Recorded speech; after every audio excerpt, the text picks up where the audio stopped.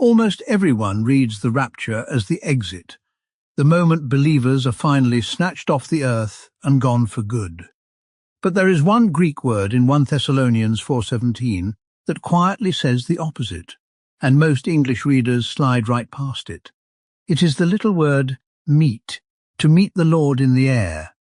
Harmless, until you learn what it meant in Paul's world. It was the name of a public ceremony, and once you see it, the whole scene turns inside out. This is not a picture of escape, it is a picture of escort. So carry one question the whole way through. If we are caught up to meet the King in the air, where does the procession go next? Let's read it in Scribe, word by word. Before the Greek, feel the moment. Paul is writing to a grieving church, people afraid that believers who had already died would somehow miss the Lord's return. His answer is not a timeline. It is comfort.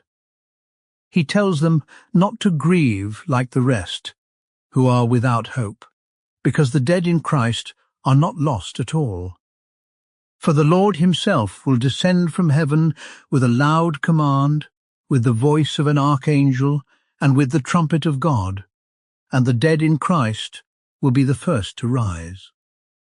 And then the living are gathered in. We, who are alive and remain, will be caught up together with them in the clouds, to meet the Lord in the air. And so we will always be with the Lord. No one is left behind, and no one is left out. So, Paul says, encourage one another with these words. But everything he means by that comfort hangs on a single verb. Meet. So what did meet actually mean to the people who first heard it? Start with the lexicon, because the whole reversal is buried in one definition. The word is Apantesis, Strong's G 529. The classical Liddell-Scott-Jones lexicon glosses it plainly, to go out to meet someone, and then it adds one more word, escort. That second word is the tell. In the Greek-speaking world, this was a technical term for a single, specific event, the official welcome of a visiting king. Here is how it worked. When an emperor or a general approached a city, the citizens did not wait behind the walls. They went out, through the gates, onto the road, to meet him, and then they turned and escorted him back in honour, at the head of the procession. Notice the movement, because it is the entire point. Out to greet him, back in with him.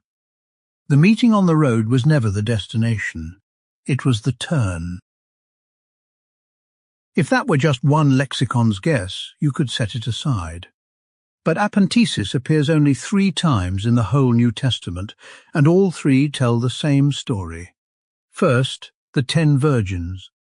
At midnight the cry goes up, "Behold, the bridegroom is coming." And the command that follows is our word, "Come out to meet him," Matthew 25:6. Now watch where they end up. The ones who were ready go back in with him, to the wedding banquet. Out to meet him, then in with him. The banquet is the destination, not the roadside. Second, Paul himself. As he nears Rome under guard, the believers travelled as far as the Forum of Appius and the 3 taverns to meet him, Acts 28:15. Albert Barnes notes that spot was 56 miles from the city. They went a long way out to reach him, and then walked all the way back into Rome at his side. The meeting triggered a return, and the old Tyndale commentary ties all 3 together in one line.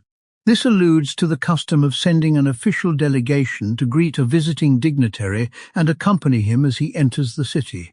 A delegation, sent out to bring him in. So when Paul says we are caught up to meet the Lord in the air, he is not inventing a new picture. He is using the oldest one his readers knew.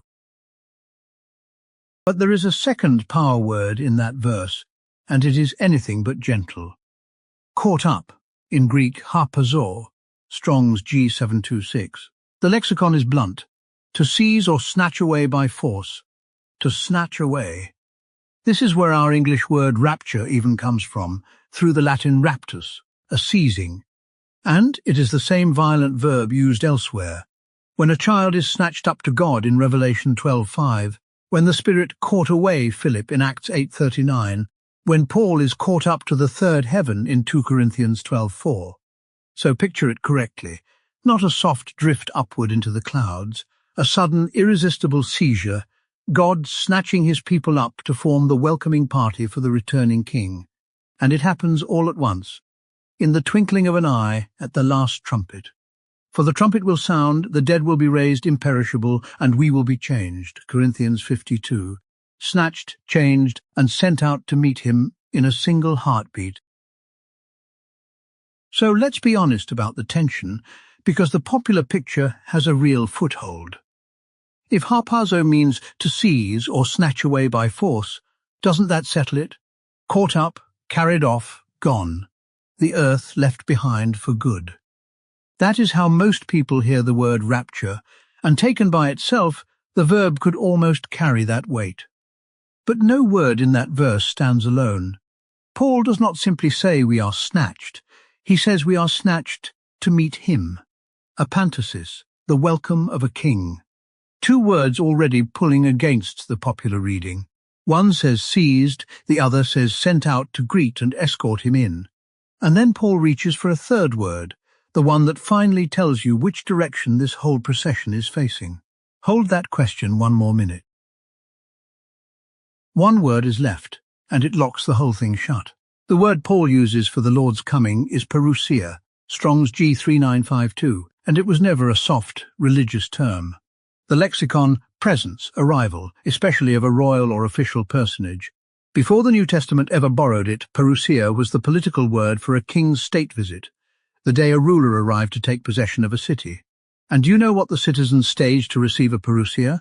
An apantesis, the royal arrival, and the welcome delegation that goes out to meet it. Paul set those two words side by side on purpose.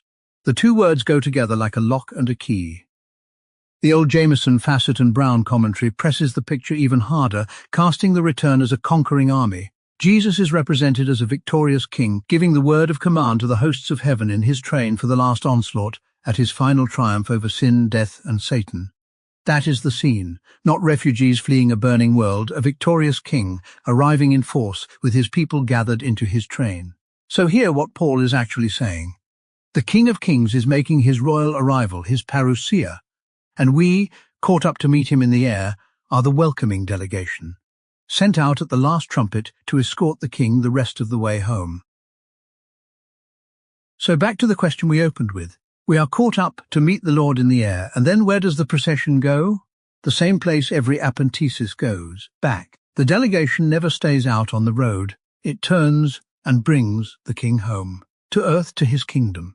So read the rapture the way Paul's first readers would have. Not the exit door, not the evacuation of a doomed planet, but the welcome party, going out to escort the king back to his world, with us right at his side. That is the comfort Paul was actually writing to a grieving church. And it is comfort, because the story does not end with us leaving, it ends with him arriving, and us with him. Study every word of it for yourself in Scribe,